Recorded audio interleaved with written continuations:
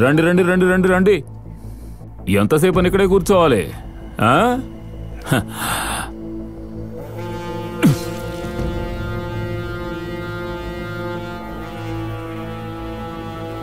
ఏంటి sir, shock అయ్యారా? ఏంటి కొర్రమిల్లా? ఏంటి సార్, మీరు ఏదో ఒకటి పట్టుకుంటూనే ఉంటారా? ఈరోజు చేపలు, తర్వాత నేను, ఆ తర్వాత మా బావ. అన్నా, ఎవరో ఒకరిని పట్టుకుంటూనే ఉండండి మీరు. నేను కూడా ఎవరో ఒకరిని కోస్తూనే ఉంటాను. బావా, ఆయన కొడుకోయి.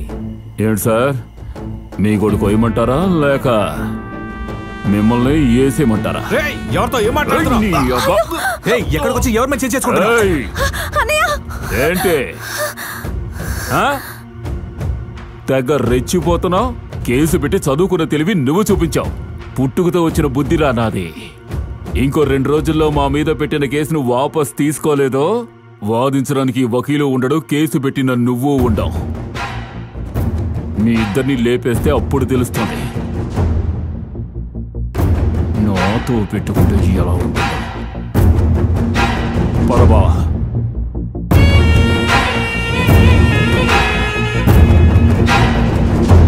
నువ్వురా తల్లి.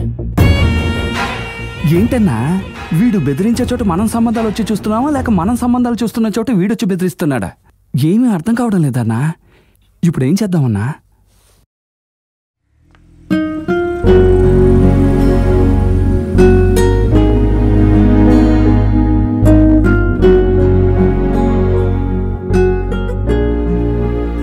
మీరే నిర్ణయం తీసుకున్నారో నాకు తెలియదు, కానీ మీరే నిర్ణయం తీసుకున్నా నాకు ఓకే.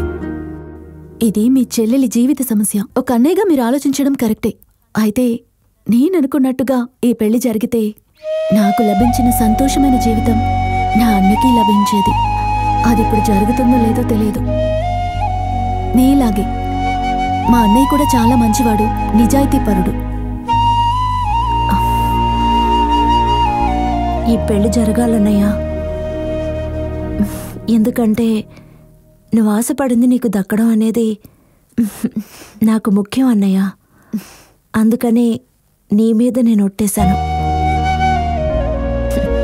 నాకు నీ అండ ఉండగా నాకేంటన్నయ్యా?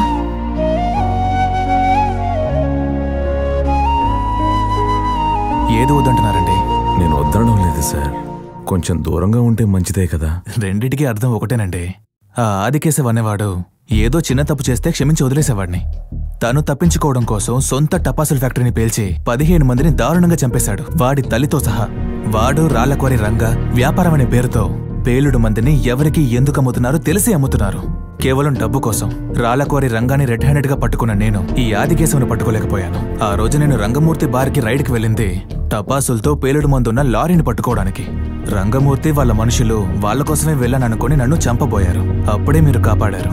నా చెల్లెల్ని మీకిస్తాను, మీ చెల్లెల్ని నాకు ఇవ్వాలా వద్దా అనేది మీరు నిర్ణయించుకోండి. కానీ నన్ను మార్చాలని మాత్రం చూడకండి. నా పద్ధతి ఇదే. తప్పు చేసిన వాడినే వదలను, తప్పుడు మనిషిని వదిలేస్తానా?